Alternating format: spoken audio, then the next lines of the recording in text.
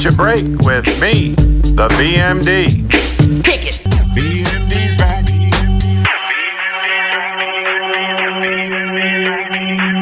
BMD's back. Good morning, folks. Welcome back to the channel. Our YouTube channel is up and running, and of course, it is another show segment of Catch a Break with the BMD. That's me. And our show segment is called Meet the Band. And of course, it's under our umbrella MLB, which is Major League Broadcasting. Today, we want to welcome to the show our own legend here in Toronto, Canada, in the GTA, Billy Newton-Davis, formerly from the Nylons, and he has an unbelievable career.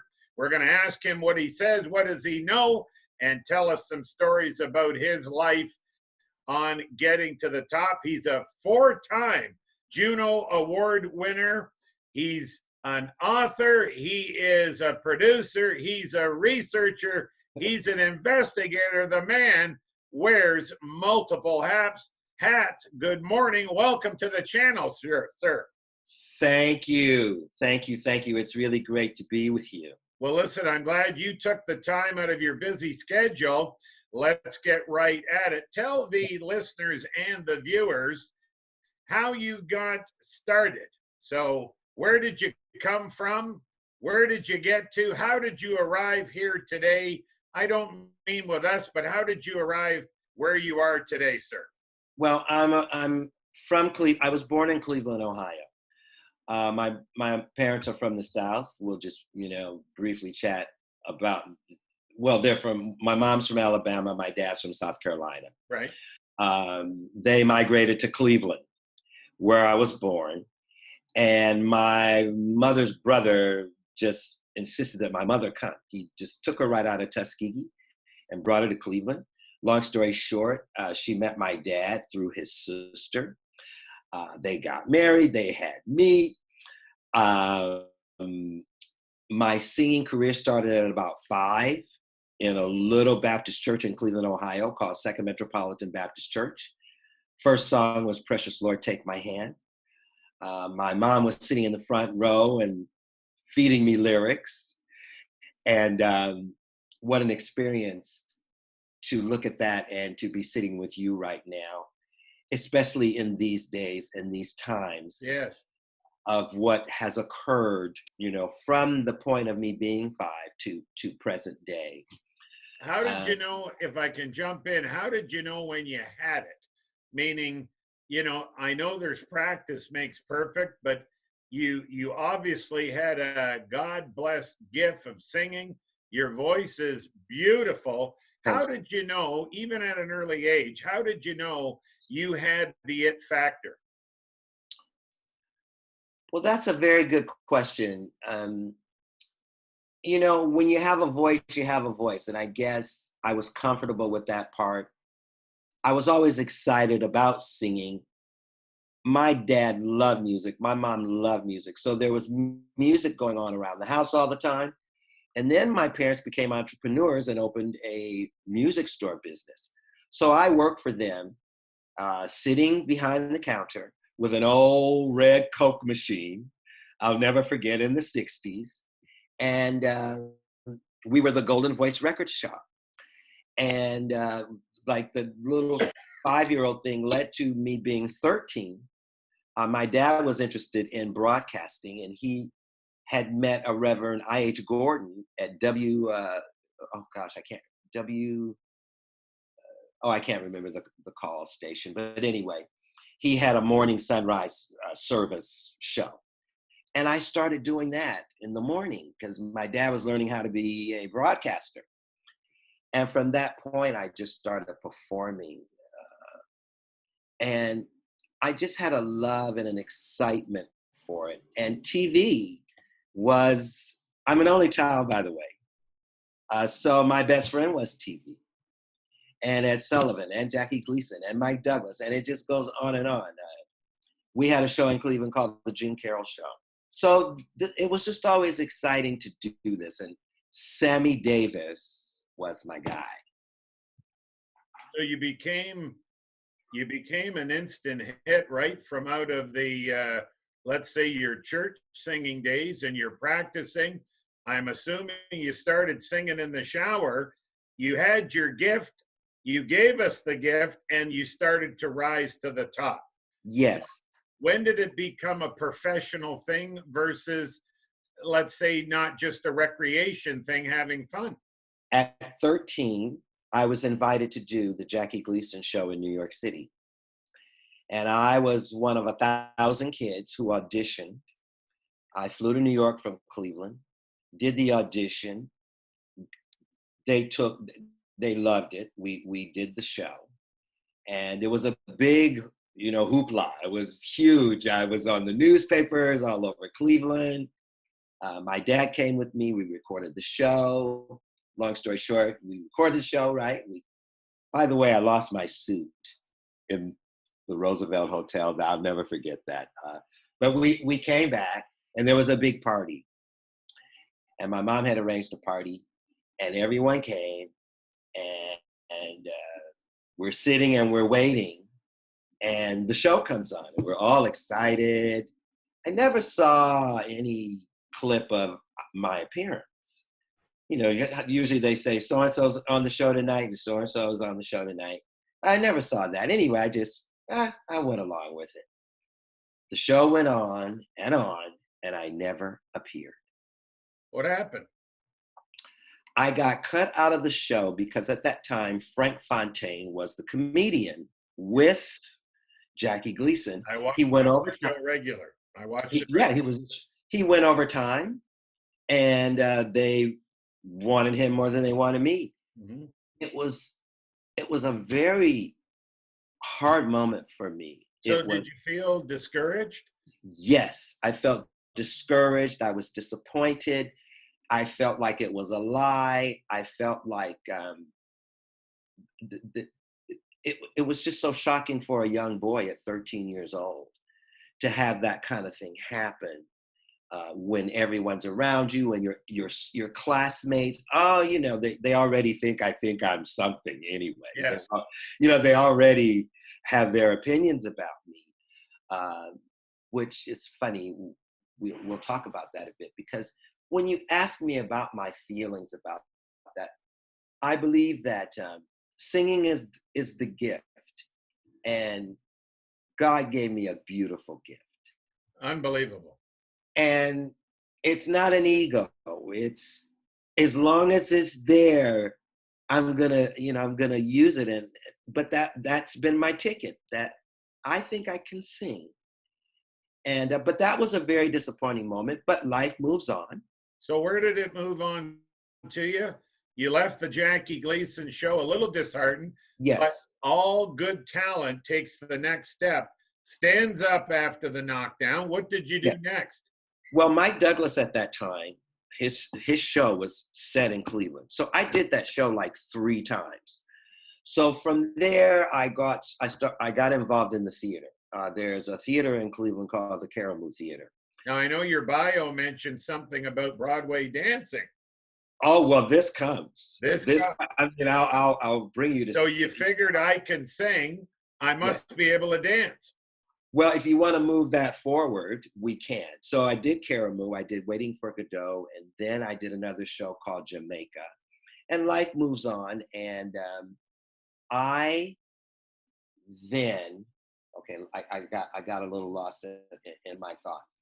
Life moved on. I knew that I wanted to sing and dance. Sammy Davis was my mentor. My dad took me to see him, and I decided I wanted to be just like him. And the theater thing just kind of led me there. After that, I became a member of a band called The Illusions in my high school, junior and senior high school years. And I performed there, and we did contests, and we won.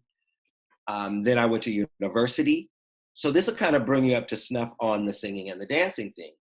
Gotcha. When I got to university, I attended Ohio University. You had to do phys ed. Thank you. I was not doing anybody's phys ed. I mean, really, I knew who I was.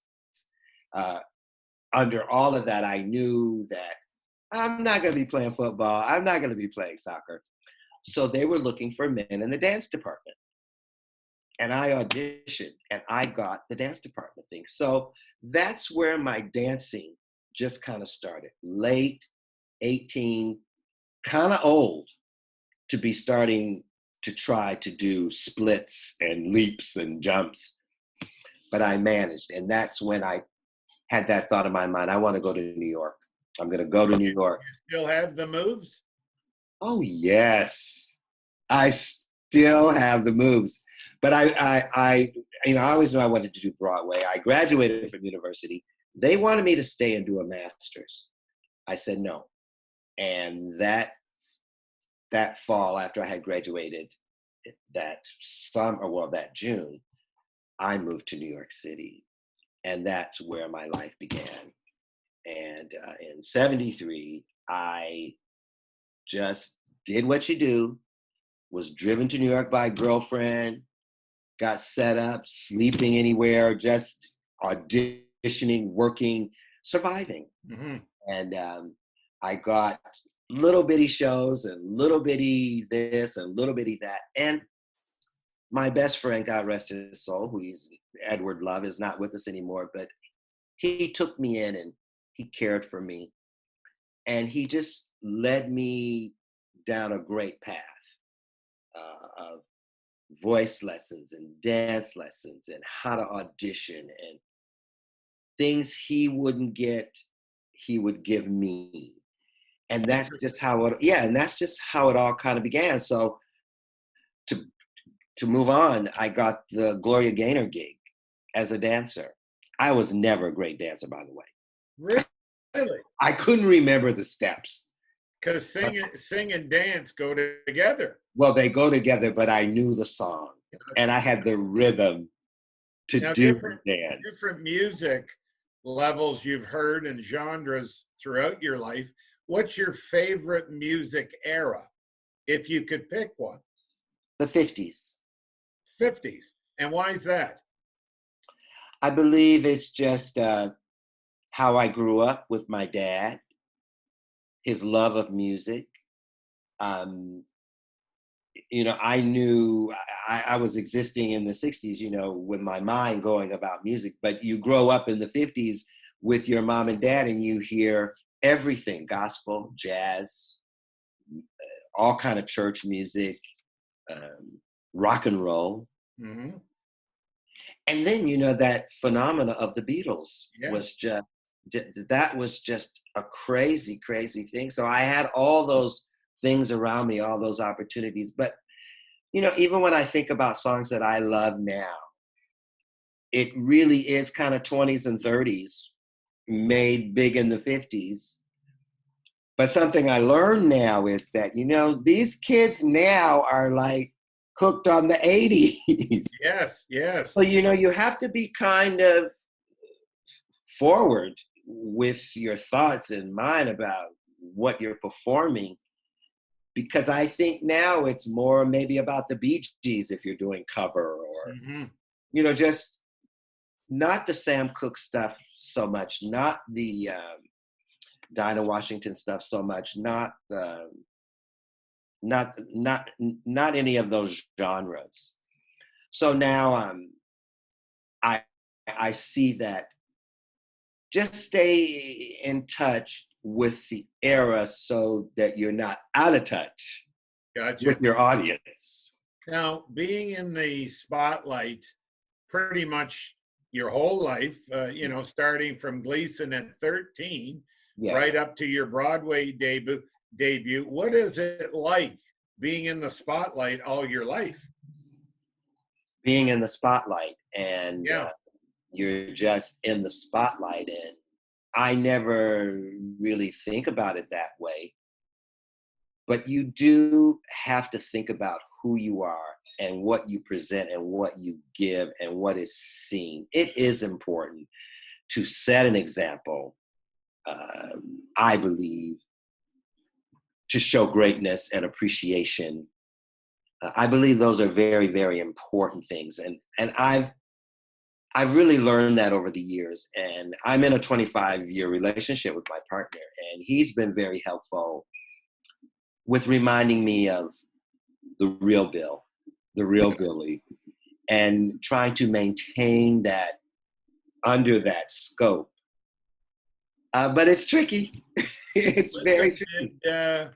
Did songwriting come easy for you in a poetic way, or, you know, dreams, or you think of something walking around town, a thought comes in and you expand on it? Tell the viewers and the listeners Yes. your songwriting approach. Well, my songwriting approach actually started when I started recording my first album. And I flew back and forth to New York, and I worked with people here in Toronto. And I was a neophyte, and it was very, very tricky and it was hard for me. And as the years progressed, I just fell into the songwriting thing, and I just feel like a natural. I'm a singer. Did it come to you easy? No, because I'm a singer first and a songwriter second. Okay. But now I can sit down and write a song.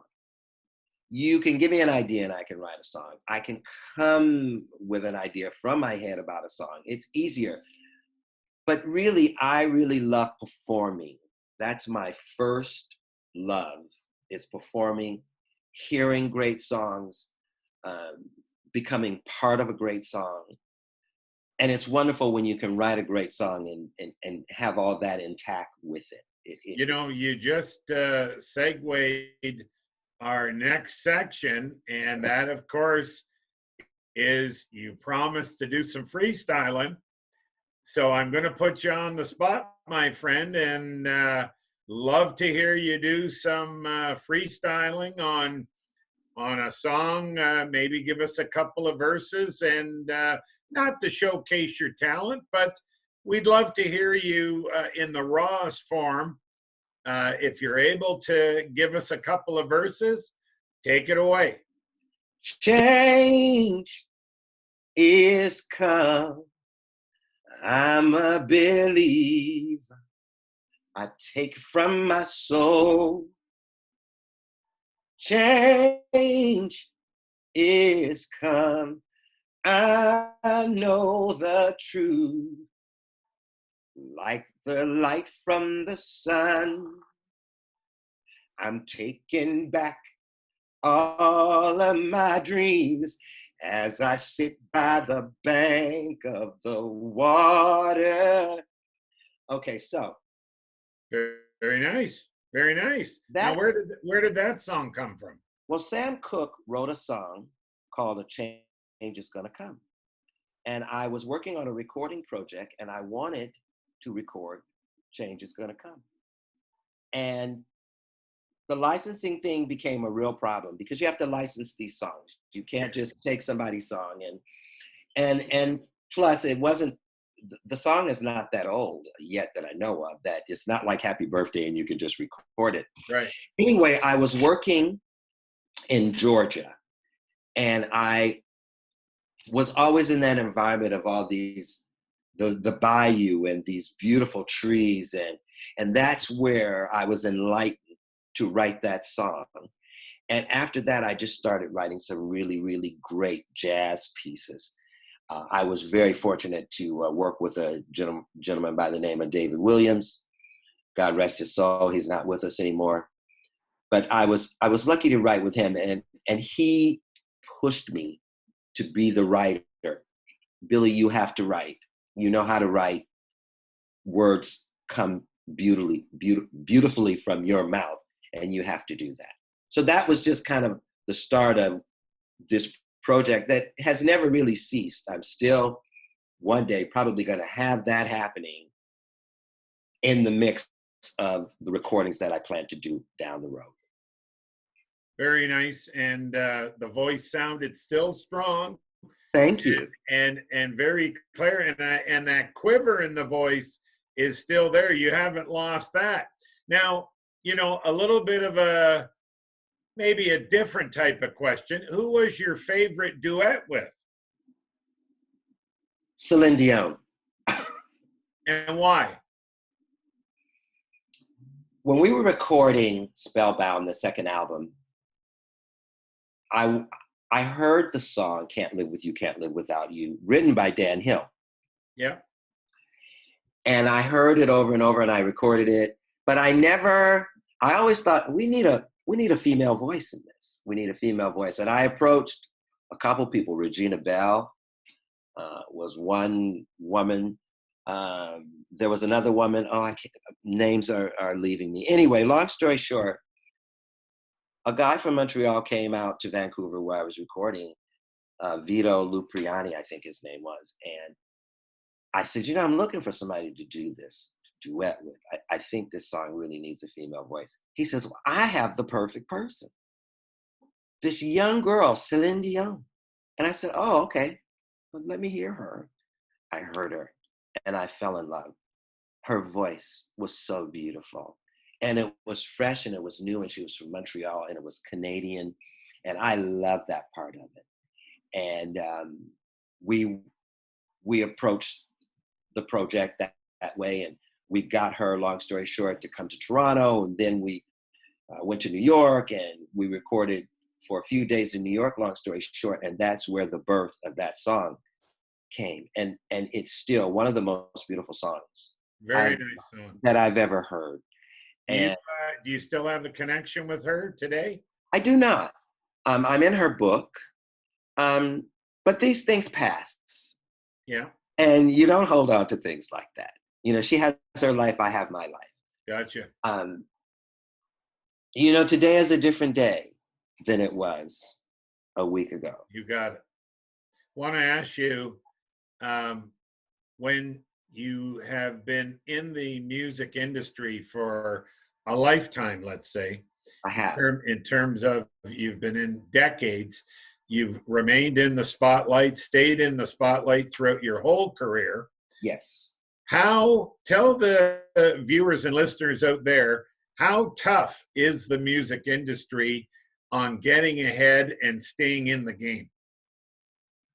Well, it's very, very tough because it's always been a tough game, trying to get a deal, trying to get the funds, trying to get the marketing and all that stuff behind you, trying to get the whole package behind you to move. It's just a very, very tough grind.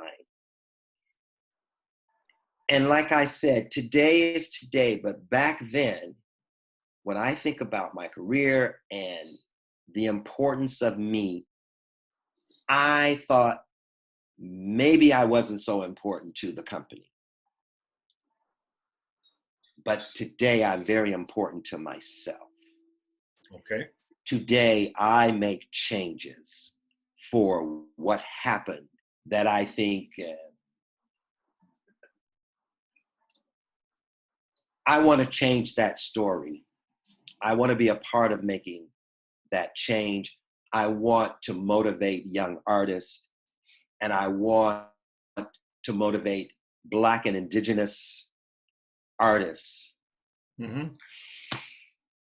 How about to really pursue what they want to do? And that's not to say that I don't want to. I love people. Yeah. Lives matter, but Black lives matter more now. Absolutely. And I want to be on the platform where I can help and support those artists that really want to do what I want to do. But I also want to tell them it's a lot of hard work. You have a passion for mankind. I feel that, and you feel like a wonderful humanitarian. I know a lot of your life right now is back in the church, singing in the church, perhaps ministering a bit in the church. Tell us what you're doing now on maybe new projects, or where's Billy Newton-Davis in life right now? Well, just to catch you up, my ministry in the church is my singing. It's my music. But over the past 15 years or so, I've been a part of doing this great fundraiser every December for Loft Community Services. We raise $100,000 a year. Wow. To support the elderly, the disabled, the mentally challenged, the physically challenged, street kids, drug addiction, That's a very, very important thing that I do in my life. So that's something I do. Singing, getting out, clubbing, singing is something that I really work on doing now. Always recording, always writing. Billy Newton-Davis is just always on to something. I do show band. I call that my day job. Show band is something you do on the weekends for weddings, bar mitzvahs, bat mitzvahs. I do industrial things. So I'm all over the map. I just love to sing. It's a very tough job, but to sing, you have to sing. Gotcha. Tell us your time with the band, the Nylons, how that came about. Mark Connors, God rest his soul, had died. I was with the management company. It was called Headquarters Entertainment. And I was, Wayne Thompson was working with me. And I had gone on into my second deal. And things were kind of, simmering down. And I was looking at that third album, but I wasn't really getting a real good bite.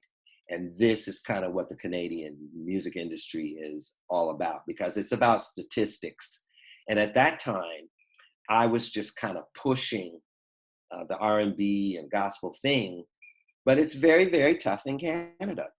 So anyway, I had done some styling for the Nylons. I dressed the four of those guys along with a friend of mine, and to give them a new image. So moving forward, Mark died. It was a very sad day. He was a full force in the Nylons. I said to my manager, I said, well, wouldn't it be funny if I became a Nylon? And he just looked at me and he said, well, why is that so funny? And the next thing I knew, I was auditioning. The guys knew me. It was a very tough time for them. There's only one Mark Connors. There's no other guy that could fill those shoes. But they took me in. They loved me. They loved my theatrical ability. They liked my singing voice. They liked me as a person. I was part of the brotherhood right away. And they had a comfort level. And there we go. So the fit was a good fit right off. Those stockings, I'm telling you, just went right over my knees. No problem. No problem. Yeah, it was a wonderful great. time. And how long were you in the Nylons for? How long did that project mature? I was with the Nylons for 2 years. I did an album with them. I wrote a couple songs on the album with some colleagues of mine on an album called Live to Love, which I was very proud of. We traveled all over the world, and it was exciting. It was really, really exciting. And then it wasn't exciting. I was tired of touring and traveling, waking up, not knowing where I was. And I decided, I got to get off this train now. And I've got to focus and do something else and bring the solo life of Billy Newton-Davis back and put it back into place. And so I started with them in 91. I left in 93. 94, I kind of was on a hiatus and having fun and being crazy. Met my beautiful partner that year, thinking that maybe I didn't want to do it anymore. That I just want to, cook and play with the dog and be with my partner. And well, listen, we're almost out of time. Okay. And before we wrap this up, I want you to tell the listeners and the viewers, how can people connect with you, perhaps from the past throughout your career? You never know who's listening, especially on our new YouTube channel. How can people connect with you, sir? People can connect with me on Facebook, Billy Newton-Davis. They can connect with me with BillyNewtonDavis.com. I'm on Instagram as Billy Day. Now you figure that out. Wow. Billie Holiday. Billy J. I'm on Instagram. And yes, you can just Google me. You can just tap. You're everywhere. You're everywhere. Yes, tap into my name. But I really want to thank you. I'm looking at you. You're so wonderful. You're just, you're a natural at this. And you really made it really comfortable for me to talk. I kind of kept in touch with the words, and I kept stepping with you. And that's a fun thing to do when you're doing Yes, it it is. because it's all out of my head. I felt the chemistry was there right off the hop, sir. Yes. We'll have you back on again. Folks, you've been listening to legendary singing, recording artist, dancer, broadcaster, minister even in the church, Billy Newton-Davis, formerly of the Nylons and a four-time Juno, Manzo, four-time Juno award winner. Sir, thank you for taking the time. Folks, you've been listening to me, the BMD, on Catch a Break with the BMD on our show segment, Meet the Band. And don't forget, if you're happy, tell a friend. And don't forget to hit that subscribe button and the like button. Billy, have a wonderful day. We'll see you again. Thank you. You too. It was a wonderful interview. Bye now. Ciao. BMD